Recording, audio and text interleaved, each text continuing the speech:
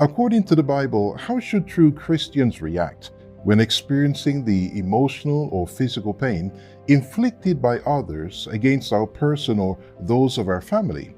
1 Peter 3:8-9 states the following: "Finally, all of you have unity of spirit, sympathy, love of the brethren, a tender heart, and a humble mind. Do not return evil for evil, or reviling for reviling, but on the contrary, bless. For to this you have been called, that you may obtain a blessing."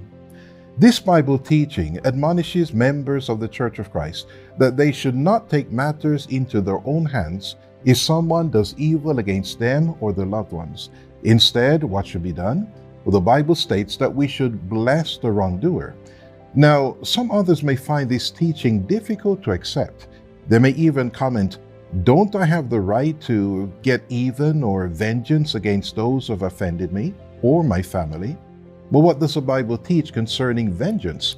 Do we have the right to do so? Here in Romans 12 and verses 19, the Bible states this: "Never take your own revenge, beloved, but leave room for the wrath of God. For it is written, 'Vengeance is mine, I will repay,' says the Lord."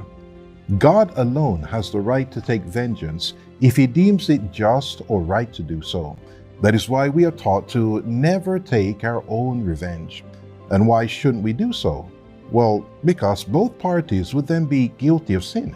And if that's the case, then both parties should be punished.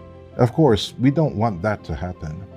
So how can we overcome that initial compulsion to lash out at those who caused us emotional or physical pain, or the same when it comes to our family members?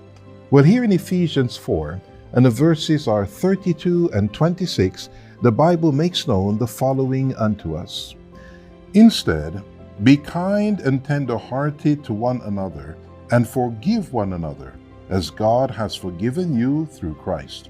If you become angry, do not let your anger lead you into sin, and do not stay angry all day." Dear viewers, we should not let our anger lead us into sin.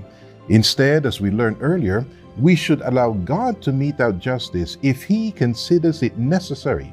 But for us, we should be prepared to forgive others. What in turn should be our aim as we make our way through life to avoid being offended or being the cause of offense to others as much as possible? Well, here in 1 Thessalonians, the chapter is 4, and the verses are 11 to 12, let us read. "Make it your aim to live a quiet life, to mind your own business, and to earn your own living, just as we told you before. In this way, you will win the respect of those who are not believers, and you will not have to depend on anyone for what you need." Nothing can compare to the quiet life of an individual or a family. We focus on taking care of our own business, and we are careful not to interfere in the business of others. Now, many would respect such a life and family, and this bodes well for us to make our way through life, avoid being the cause of offense or being offended by others. And finally, releasing the weight of unforgiveness can allow us to move forward by letting go of any anger, resentment, or hostility. As Christians, let us practice compassion, empathy, and understanding. If you know someone who can benefit from this episode, please forward the link to them. And as always, if you or a loved one are facing challenges or adverse situations in life, please contact us through the link below. And through God's words as written in the Holy Bible, let us come to the solution together.